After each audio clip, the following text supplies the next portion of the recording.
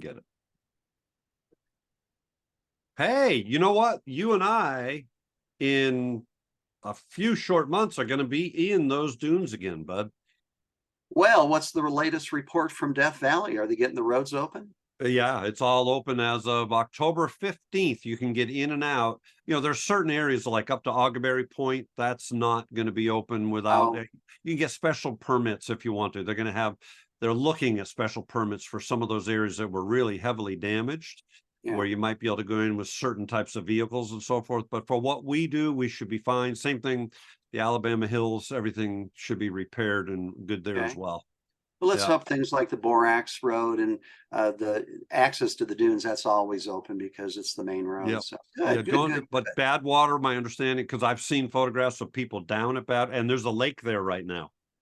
It's I only a heard the couple of flowering inches is deep, good. but there's a lake there right now. Yeah. Josh Cripps, our good friend Josh, went down to look. He said it's pretty amazing. You remember our Mirror Lake? We had that one trip with Oh just my a gosh, that's inch of right. water. That was just unbelievable. And when you get that Mirror Lake and it's still, it's like you're walking on, like, It especially if there's is. a reflection in it.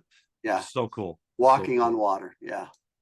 Hey, so last episode we talked about honest work, and that, for me, of all the things that you and I have chatted about in all of our many hours traveling together, the idea of honest work really, really resonates deeply with me. And it's probably had a profound impact on my desire to want to be more honest in my work.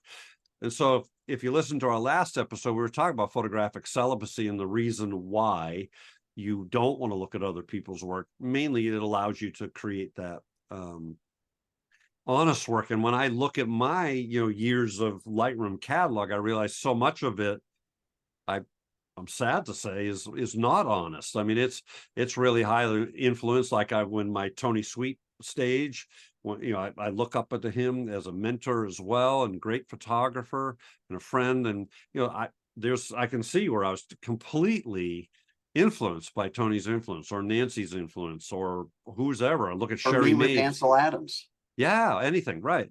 And so I do find myself trying to go to especially new places without thinking about or looking at or trying to show up in neutral, as I like to talk about it, open to being taken. But it seems to me you had a story that you were sharing about Paul McCartney and Badfinger that I think will illustrate this idea of honest work and how important it is, and why our listeners might. I think this story is going to illustrate really clearly the difference between honest work and just being another derivative image. I hope this story will put us in very sharp focus. Ooh, wow, that was good. Yeah, I love this story. I'm a huge Beatles fan, as you know, and also a Badfinger fan. And I think a lot of people liked Badfinger for the same reason I did. It sounded very Beatlesque. Yep, sure And did. here's the story behind Badfinger. I think the original working title of the band was "With a Little Help from My Friends," and I don't know how they I didn't settled know on that. Wow. Badfinger, but they were struggling. They were the very first Apple Core sign up. Very first band that Apple signed, not Huh. Apple the phone, Apple the Beatles. Yeah. And they were struggling. And so McCartney came to the rescue and he offered them a song, Come and Get It. But it came with a condition. He had a demo tape and they had to do it exactly as he had done it. And he had to produce the song. So they get into the studio and he's having them do it exactly the same way. Wow. I've listened to the demo tape, it's exact.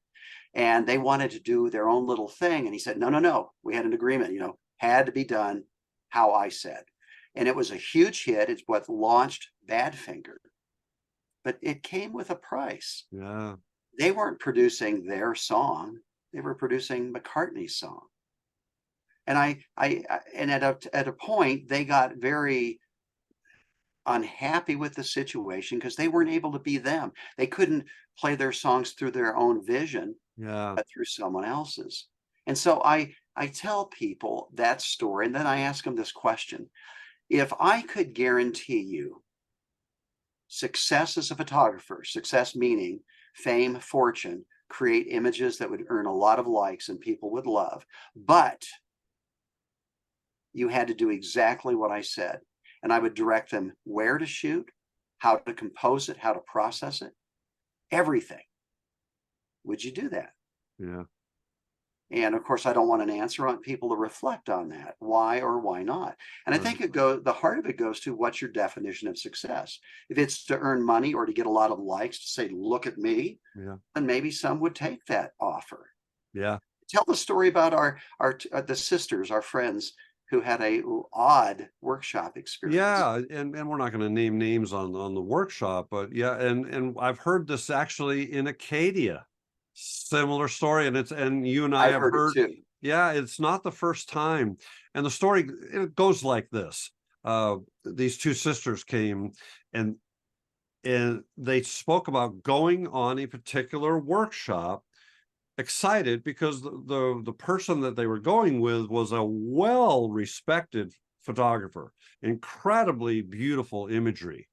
However, what they encountered on the workshop was an experience of being brought to a location where one of these images that this particular photographer made was created. But then the experience was, you must do this. You have to stand here. You got to, and you got to be this focal length, and this is the shutter speed, and this is the f-stop, and this is exactly how you do it. To the point where there would be some consternation if you didn't, if you wanted to dare turn around and shoot a different direction or fall in love with something else that wasn't the shot. I You know, think there, he actually said, this is the shot. yeah, right here. So this is the one. And everybody that I've spoken to who's been on with this experience in this particular workshop, they were all kind of dumbfounded with how rigid it was to get that shot. Now, you and I have then spoken about this a little bit. All of the people that have shared this experience were not happy with the experience. There was a disappointment. There was, wow, I didn't. That's not what I came for.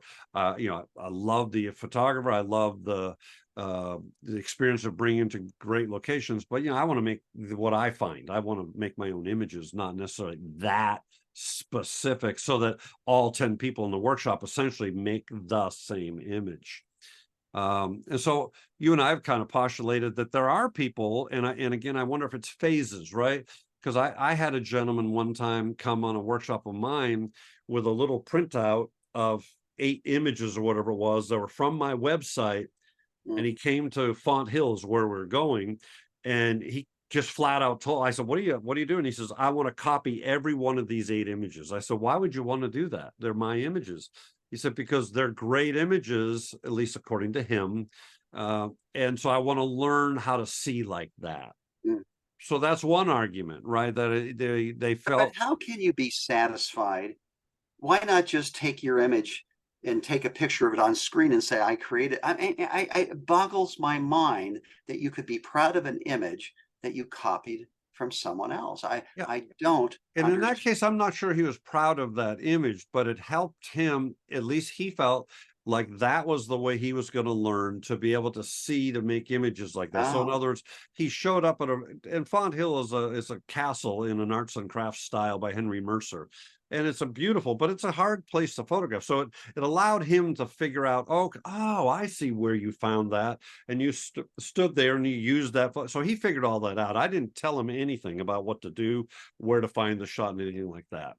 So I can sort of understand where he was coming from. And then eventually he got to where he just photographed whatever on his own, right? yeah. Well, But I hear where you're coming from too. this could lead. I don't know how long we've run so far. I don't see a clock on this thing, Nah, but there's not. We're fine. this could lead to another discussion. Is there value? Because a lot of photo classes and photo clubs give this as an assignment to Yes. pick a photographer you admire and copy them. Yeah. And I don't think there's value in that. In fact, I think, as I've said before, there's harm in that. But I certainly don't see the value in that. Yeah, that one perplexes me too. And I've just heard about it recently. Somebody just told me that's what they were told to do. Pick a photographer and copy that. Other than Yeah, I don't know. I'm trying to Now, think of a good answer. if you're trying to learn technique, that's to me, there's a lot better ways. But of course, when I come from where I come from is vision driven. To me, the technique comes as a result of your vision, not the other way around. So Right. I was asked to speak at a club once because it was that night they were showing the work. Their assignment was to imitate my work, so they had me Oh my speak, gosh. and they wanted me to judge it, which of course I do not do. Yeah. Uh, mm, Wow, that would have been awkward. yeah. Well, Yeah, that would have. I've had it where they announced that night they're having me judge without ever asking me in advance, and it's Yeah. awkward to say no. Yeah, and you have said no in that Oh, I situation? will never do that for so many reasons, Yeah, but yeah, I don't do I used to, but I don't do it anymore. It feels wrong. My expression is art is not competitive. It shouldn't be exactly. competitive in any way, shape, or form. And if I'm giving feedback on an image at a critique night, it's just one person's very biased opinion, Yes, yes. and it's not honoring that person's vision or the No, reason they made it or what all that. all it says is, "This is what I like," not what is good or what is bad. Correct. And I would like to, before we wrap this up, plug your workshops because while I haven't attended other people's workshops, I've heard the stories of how they go about them. And I've, of course, been on a few with you, so I know how they work. And you're not directing people what to shoot. You take them to a location and allow them to see for themselves. And, we've been good about encouraging people to see how they see. We've had people ask us, I have one of our dear friends who would ask me, where should I point my camera and how should I do my settings? And my response is always questions. What is your eye drawn to? Right. How do you want that to look? Yeah. So I like that you don't handhold people to a point of guaranteeing they're going to come home with some winning images, but at the expense of giving up their own input and creativity. So, Yeah, well, I'll finish with this story. Going to Africa for the first time with Farrell McCullough, and Farrell, a very accomplished photographer. This was 2004. It's film days. I'm scared to death. I mean, I'm like, will I get good pictures? So what I did it back in those days is I would look through everybody else's viewfinder to assure, oh, okay, got it. That's the idea. And I wouldn't maybe necessarily take that photograph, but it would at least make me go, I'm in the right ballpark. That's what I need to be doing, is something like that to get a good photograph. Well, as we're getting off the plane, ready to spend 17 days, Farrell looks at me and says, John, you know what bugs me a little bit about you? And I said, what's that? Just one thing? I'm sure it's yeah. many things. Yeah. he says, you're always looking through everybody else's viewfinder. Why do you do that? And I told him what I Oh, just shared. And he said, oh, John, I have a challenge for you. On this entire trip, you're not allowed to look through anybody else's viewfinder.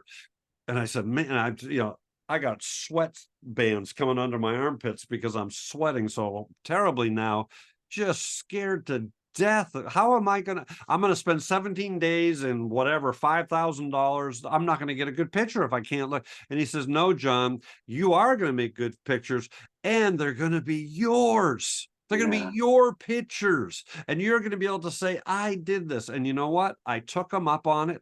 I didn't look through anybody else's viewfinder on that trip. Came home with, I think, 80 rolls of film that I shot, but I was so proud of that work. It was the first time that I really realized that, hey, I can do this. I don't need other people's permission. I don't need to look through a viewfinder to know whether that's a good or a bad thing to photograph, that I can do this and it'll be just fine. And let's finish with a question for our Oh, viewers. no. Okay, for the viewers, a viewer The question. Here we go. viewers, if you could go on a workshop and have either somebody direct you Yeah. exactly how you should take the shot, and it would be guaranteed to get a lot of likes and a lot of from your friends, or an image that was less than that, but it was honestly created through your own vision, which would you choose? Yeah. Don't answer in your note and the comments below, but just an introspective question. Good one. Let's talk in a couple of minutes. Okay.